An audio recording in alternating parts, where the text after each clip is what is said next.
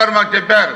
మేము 94లో ఎమ్మెల్యేలుగా వచ్చినప్పుడు 95లో సార్ ముఖ్యమంత్రి అయిన తర్వాత మాకు చెప్పారు, రాజకీయాల్లో కొంతమంది వ్యక్తులకు మాత్రమే ఒక అరుదైన అవకాశం వచ్చింది. మీ నియోజకవర్గాల్లో 3-4 లక్షల మంది ప్రజలంటే మీరే ఎమ్మెల్యేలకు ఎందుకు అయ్యారు? లేకపోతే నేనే ముఖ్యమంత్రికి ఎందుకు అయ్యాను? ఒక సామాన్య రైతు కుటుంబం నుంచి చిన్న పల్లెటూరు నుంచి వచ్చాను నేను. మనం అభివృద్ధికి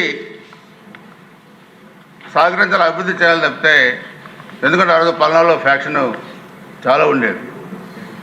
ఒకసారి నేను అడిగాను, సార్ 94-2004 మనం చాలా సహకరించాం అభివృద్ధికి, కానీ ఇప్పుడు గొంతులకు వస్తున్నారు, ఏం చేయమంటారంటే ఒక మాట చెప్పారు, ఫ్యాక్షన్ అనేది ఒక ఊబి లాంటిది, దాంట్లో దిగితే పైకి రాలేవు శ్రీనివాస్, అది మన గొంతు అభివృద్ధి వైపు వెళ్ళాలన్నారు.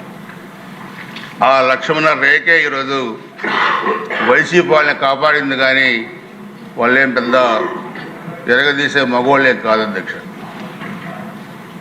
5 సంవత్సరాలు మాట్లాడారు, ఈరోజు మరలా మాట్లాడుతున్నారు, మేము అధికారంలోకి వస్తాం, సప్త సముద్రాల అవతల ఉన్నా తీసుకొని ఎరగదీస్తాం. ఏం చేస్తారు అధ్యక్ష? ఏ ఎరగదీస్తారు? వీళ్ళకి ఏముంది ఎరగదీయటానికి? పర్యటనలకు పోతే రప్పారప్పని నడుకుతాం. రాజారెడ్డి రాజ్యాంగాన్ని పాలనలో అమలు చేస్తాం, పెద్ద పెద్ద ఫ్లెక్సీలు పెట్టారు.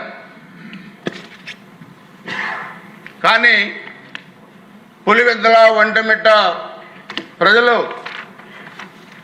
రాజారెడ్డి రాజ్యాంగం కాదు, మీ సొంత ఊర్లోనే అంబేద్కర్ గారి రాజ్యాంగాన్ని కాపాడాము, నిరూపించామని నిరూపించారు ఒంటిమిట్ట పులివెందుల ప్రజలని చెప్పుకోండి చెప్తున్నా అధ్యక్ష.